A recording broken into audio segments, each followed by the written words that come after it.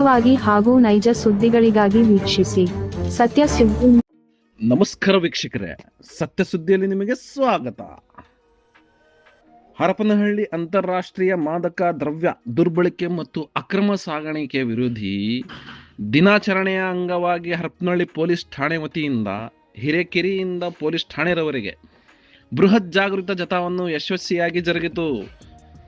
ಹೌದು ವೀಕ್ಷಕರೇ, ಮಾದಕ ದ್ರವ್ಯಗಳ ದುರ್ಬಳಕೆಯಿಂದ ಉಂಟಾಗುವ ದುಷ್ಪರಿಣಾಮಗಳ ಕುರಿತು ಸಾರ್ವಜನಿಕರಲ್ಲಿ ಅರಿವು ಮೂಡಿಸುವುದು ಹಾಗೂ ಮಾದಕ ವಸ್ತುಗಳ ಅಕ್ರಮ ಸಾಗಾಣಿಕೆ ಮತ್ತು ಮಾರಾಟವನ್ನು ತಡೆಗಟ್ಟುವ ನಿಟ್ಟಿನಲ್ಲಿ ಈ ಜಾಗೃತಿಕ ಕಾರ್ಯಕ್ರಮ ಹಮ್ಮಿಕೊಳ್ಳಲಾಗಿತ್ತು.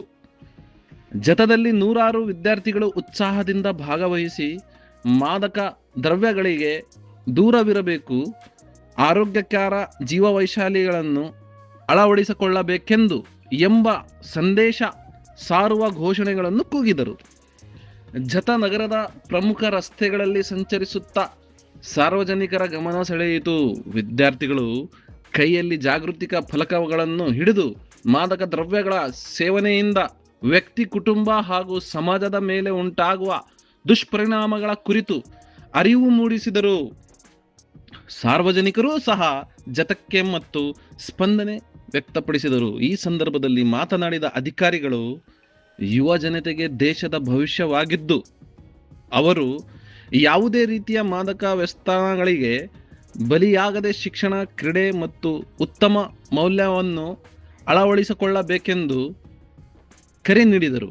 ಮಾದಕ ದ್ರವ್ಯಗಳ ಮಾರಾಟ ಅಥವಾ ಅಕ್ರಮ ಸಾಗಾಣಿಕೆ ಕುರಿತು ಮಾಹಿತಿ ದೊರೆತಲ್ಲೇ ತಕ್ಷಣವೇ ಪೊಲೀಸ್ ಇಲಾಖೆ ತಿಳಿಸುವ ಮೂಲಕ ಸಮಾಜವನ್ನು ಸುರಕ್ಷಿತವಾಗಿಡಲು ಸಾರ್ವಜನಿಕರು ಸಹಕರಿಸಬೇಕು ಎಂದು ಮನವಿ ಮಾಡಿದರು.